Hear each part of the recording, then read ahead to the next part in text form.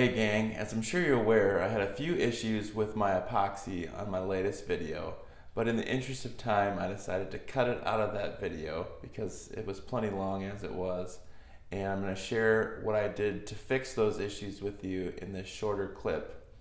Hopefully you can learn from my mistakes so that you don't have to go through the process of fixing epoxy bubbles, but if you didn't learn from it, then I'll show you how to fix them here and you'll be no worse off. Enjoy the video. If we zoom in here, you're going to see some pretty massive bubbles. In spite of doing 3 seal coats, I still had those big bubbles. Who would have thought that using end-grained wood would produce so many bubbles? Probably anybody with a shred of epoxy experience, which is not me, unfortunately. To add insult to injury, I'm pretty sure I accelerated the curing process by hovering over this project like an anxious mother hen watching over her chicks. I stood there with my heat gun and just blasted it, trying to make sure there weren't any bubbles.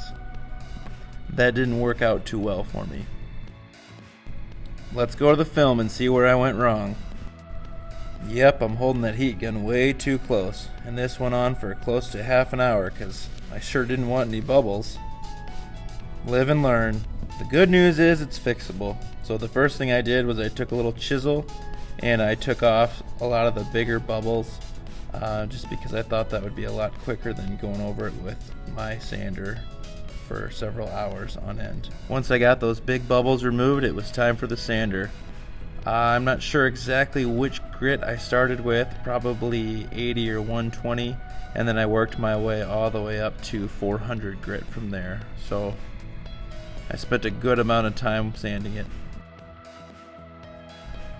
When it was sanded smooth yet again, I cleaned it off with some denatured alcohol, and then in some of the holes where the bubbles were, I used a little toothbrush and some denatured alcohol to kind of clean out the dust as best I could, which I probably should have waited to do because after that I drilled out the holes anyway and just had to do it all over again. So I'm just drilling really shallow holes here to clean up the bubble areas. That way they'll be a little easier to fill. When you're doing this, you got to be super careful not to go too deep. For the really small bubble holes, I just use some clear Gorilla Glue.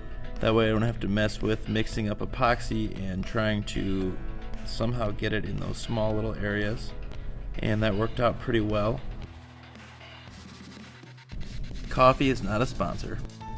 For the bigger holes, I use some JB Weld epoxy. It has a pretty quick dry time, so I was hoping that it would seal the holes instead of just draining right through them. I believe that's what happened on the previous coats that I did. So we'll see how that works. I probably did an unnecessary amount of sanding to fix these holes, but you all know how much I love a good sanding montage. I followed the same process as before, working my way up through the grits, taking extra care to make sure that the holes I had just filled were nice and flush with the rest of the surface. Time for some more cleaning. Being bad at epoxy is a lot of work. I first wiped it down with a wet rag, which seemed like a good idea at the time, but it was probably unnecessary. Then I used my denatured alcohol and wiped it down. The toothbrush is my own special edition, but the manufacturer does recommend using denatured alcohol to clean off the epoxy before recoating. Alright, let's give this another try. I don't think it can go much worse than the first time, but anything can happen at this point.